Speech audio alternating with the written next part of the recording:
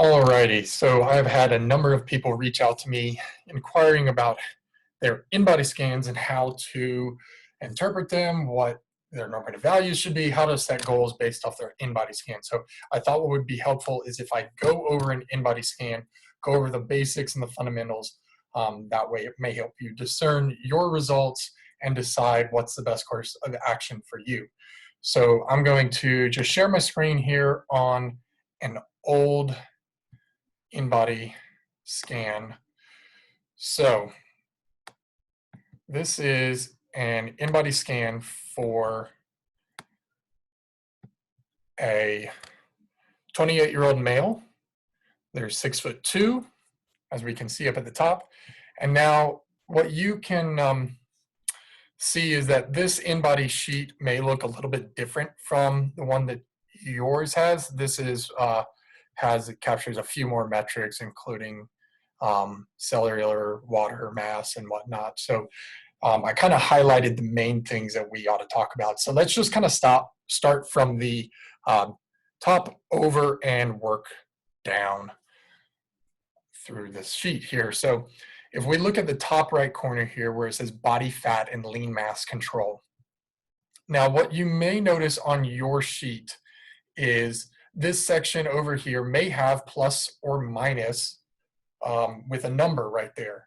So if it says 0, 0, that basically means that you do not need to add nor do you need to lose any fat mass or any body mass.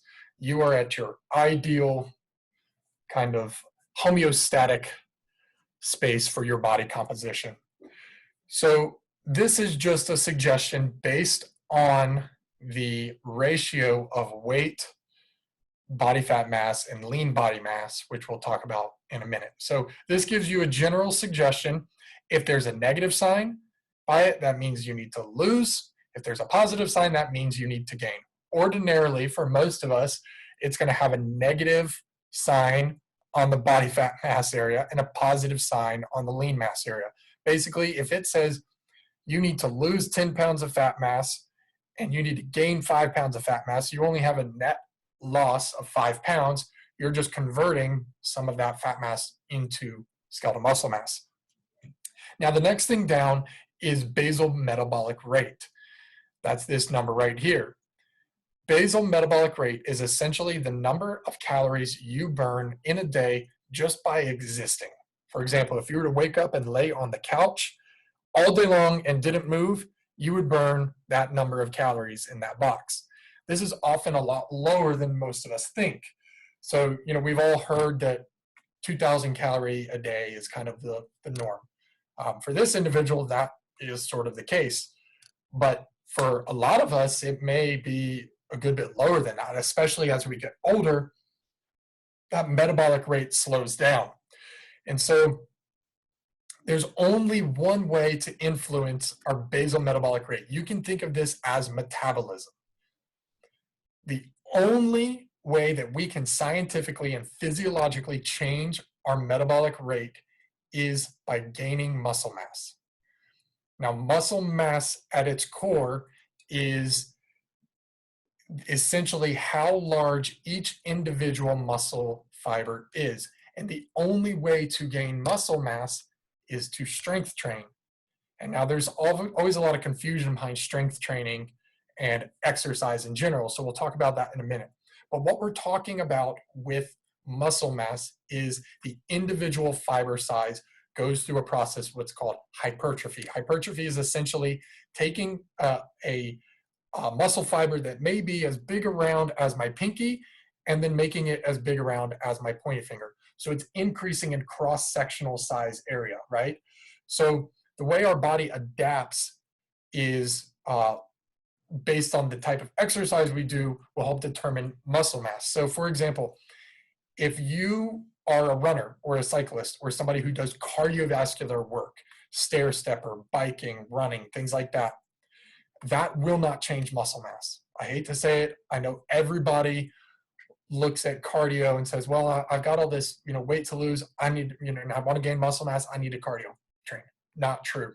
And a great test for this is go into any gym and In the gym, typically there's two sections. There's the weight floor and there is the cardio area. Look at the people who are on the cardiovascular equipment and look at the people who are on the weight floor. The people on the weight floor often have more muscle mass, often have more definition, and often look stronger. The people on the cardiovascular machines often carry a little bit more weight. And that weight loss on a cardiovascular only regiment will only get you so far. It will take care of some initial pounds, but it will not give you the skeletal muscle mass gains. The other thing about endurance training is that endurance training, all it does from an adaptation standpoint is it packs the muscles full of mitochondria, which if you remember from your basic science classes, the mitochondria is the powerhouse of the cell. All those things do is they generate ATP, right? So what they do is they make you more efficient as a system, but they do not change muscle mass and they do not influence metabolism. Only way to influence metabolism is to take those muscles and make them bigger cross-sectionally. Basically what that does is by adding that mass, it increases the metabolic demand on the system, and you can think of metabolism as energy lost or heat. A larger muscle fiber has a much higher metabolic demand than a thinner one. And so basal metabolic rate is only going to be influenced by strength training, which means lifting a weight. Now, I always have to say this is sort of my soapbox, and then I'm going to step off of it, is I hear all the time from people that, well, you know, I want to lose weight and I want to gain muscle, but I don't want to bulk up, right? I want to be toned. I can almost guarantee you in the 30 years and the 25 or 20 of them that I've been strength training and the 10 years that I've been working with people, I have never seen an individual start lifting 1 to 2 times a week and bulk up. It's just not that easy. It is, to bulk up requires a tremendous amount of protein intake, a tremendous amount of focus on diet, and an insane amount of load and tons of volume for the training. Those, if we're trying to hypertrophy or bulk up, that takes 4 sessions a week for about 12 weeks, lifting tremendous amounts of load. So know that you are not at risk for bulking up. If you want to tone, you got to lift weights. And that's the only way to do it. So I'm going to step off that soapbox so we can get back to this other stuff. So, but I think that's important to talk about basal metabolic rate, and the only way to influence it is strength training. That's what you take away from that.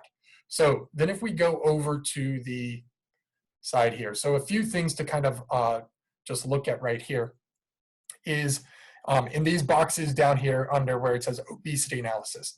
This down arrow basically means if your bar graphs down here are stopping in this zone, that means that you are either underweight, don't have nearly enough skeletal muscle mass, don't have nearly enough body fat mass. If you are in this zone, this little gray area here, that means you're kind of in your sweet spot. So anything between those white lines there, that's sort of your sweet spot, with the exception of skeletal muscle mass. We'll talk about that in a minute. If we're over here, that means that you're in the danger zone. If they're in that up area zone, that means that we need to lose some of that weight and that you are currently carrying more than your body is meant to carry skeletally. So let's go at the main focus of looking at these InBody analyses is looking at the muscle fat analysis. And this is sort of a ratio here that we're looking at. So we've got weight, SMM is skeletal muscle mass, and BFM body fat mass. This is sort of an ideal curve right here. We would call this a D curve, where skeletal muscle mass is outpacing both weight and body fat mass. We want to see skeletal muscle mass far out in front of those two. The other type of curvature that we'll often see is, or rather lack of curvature that we'll see, is a balanced curve, which is essentially, what is going on there? Hold on. Is the other type of curve is we'll see a balanced curve, which is really sort of like a straight up and down arrow. Let's change that to a little thicker, and let's just make that blue. So we'll see a balanced curve where weight, skeletal muscle mass, and body fat mass are about even. We'd call that a balanced athlete. D curve is more ideal, but if you're balanced, you're doing pretty good. What we do not want to see, and again, this is the risky zone, is the C curve. And that C curve is going to look like if we went to weight, where skeletal muscle mass is lower than weight and lower than fat mass. We'll make that one red. That is what we do not want to see, is that C curve. When we have a C curve, what we can basically guarantee is that your injury prevalence is going to be much higher. The more skeletal muscle mass we have, the fewer risk of injuries we have. Your risk of chronic disease goes up in this zone. Diabetes, heart disease, hypertension, cholesterol issues, all of those things fall into this category. And the reason being is that skeletal muscle mass prevents disease and death from all causes, including cancer. They've done a tremendous amount of research on this. The other thing is that fat mass itself actually produces inflammation. Fat mass is a inflammatory driver. So people who have aches and pains and things like that, oftentimes they carry more fat mass than they're meant to. And a good example with this is if you have two people, let's call identical height, identical weight. Let's say they're two men, 6 feet tall, 230 pounds. One weighs, or one has, let's call it 50% skeletal muscle mass with 21 pounds of body fat mass. Let's make it sort of this person right here. Person two has 35% skeletal muscle mass and 40 pounds of body fat mass. Same height, same weight. Person two, who has more fat mass, who has less skeletal muscle mass, will always have more issues with tendinopathy, tendinitis, tendinosis, chronic pains, and inflammation in general. They will actually wear down tissues through an influx and inflammation, and that's driven by fat. Fat actually physically produces inflammation and sends it out through our body. So when people say, well, my doctor says I need to lose weight and I need to get some of these pounds off my joints, it's not the weight itself on your joints, it's the type of weight that you're carrying that actually makes the biggest amount of difference. So the fat mass is really the thing that we're trying to choke out here. So if we, again, look at this athlete, 185 pounds, they're 93.3 pounds of skeletal muscle mass, and they're 21.2 pounds of fat mass. Again, that's ideal in the sense that their current skeletal muscle mass is 50% of their body weight. That is ideal, is to get up to 50%.